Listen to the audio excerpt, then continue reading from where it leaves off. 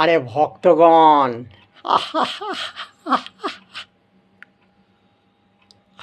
শুনুন শুনুন শুনুন শুনুন শুনুন,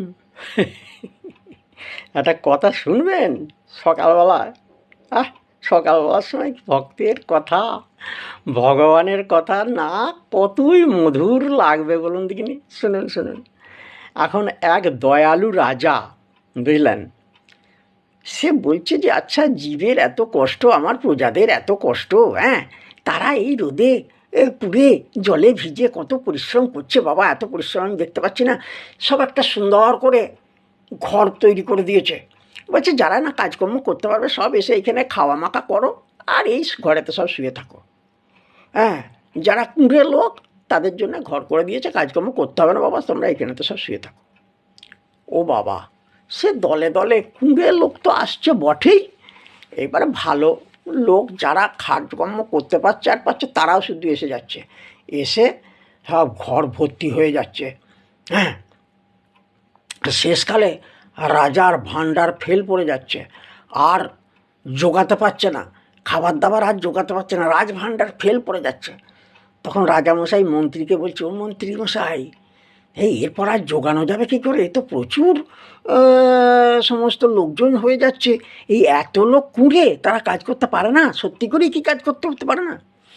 মন্ত্রীমশাই যুক্তি দিলে, ও রাজামশাই শুনুন শুনুন শুনুন, প্রকৃত কুঁড়ে কারা এটা আগে দেখতে হবে। প্রকৃত যারা কুঁড়ে তাদেরকেই আপনি সেবা যোগাবেন, বাদ বাকি ভালো লোকগুলোকে কেন সেবা যোগাবেন? হ্যাঁ হ্যাঁ মন্ত্রী, হ্যাঁ হ্যাঁ, ঠিক ঠিক কথা বলেছ, ঠিক কথা বলেছ। তাহলে তাহলে কী করে বোঝা যাবে?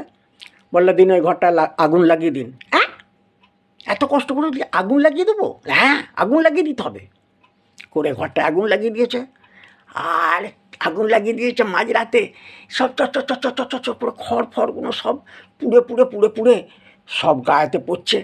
ও যেই গায়েতে পড়ছে সব লোকজন ছুটে পালিয়ে যাচ্ছে, ওরে ভাবে দরকার নেই দরকার নেই দরকার, ওসব ছেড়ে ছুট দিয়ে পালিয়ে যাচ্ছে।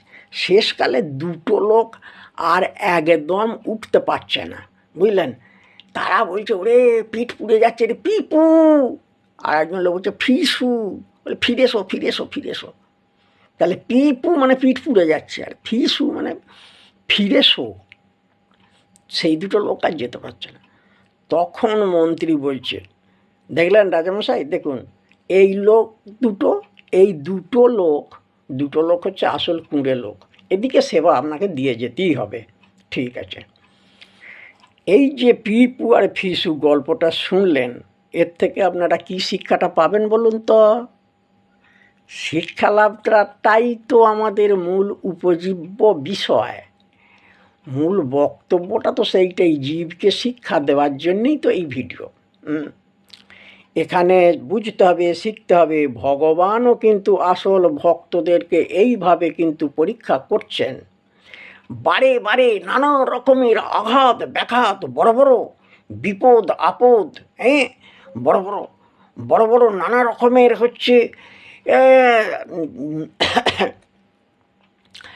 জ্বালা যন্ত্রণা ইত্যাদি সমস্ত মানবের শরীরে, মানবের সংসারে, দেহে প্রবেশ করিয়ে দিয়ে ভক্তগণকে কিন্তু পরীক্ষা করে নিচ্ছেন, সাচ্চা করে নিচ্ছেন, যাচাই করে নিচ্ছেন।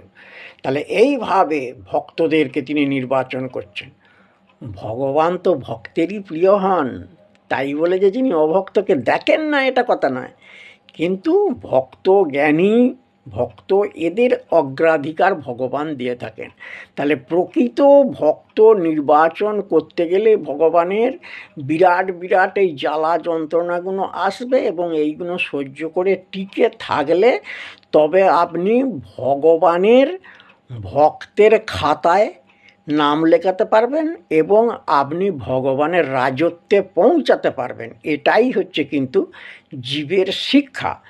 আর এই ভিডিওটা আমার বিশেষ অনুরোধ রইল, আপনারা প্রথম থেকে শেষ পর্যন্ত দেখবেন এবং দেখে আপনাদের নিজস্ব মতামতগুলো কিন্তু কমেন্টে লিখে দেবেন, তবে আমার উৎসাহ, বলার আগ্রহগুলো বাড়বে। আমি নিত্য নতুন ভিডিও তৈরি করতে কিন্তু সাহস এবং উদ্যমগুলো আমি পেয়ে থাকবো। আপনাদের কাছে আমি এইটাই বিশেষ করে কিন্তু আশা করছি। হরি বল, হরি বল, হরি বল, হরি বল, হরি বল।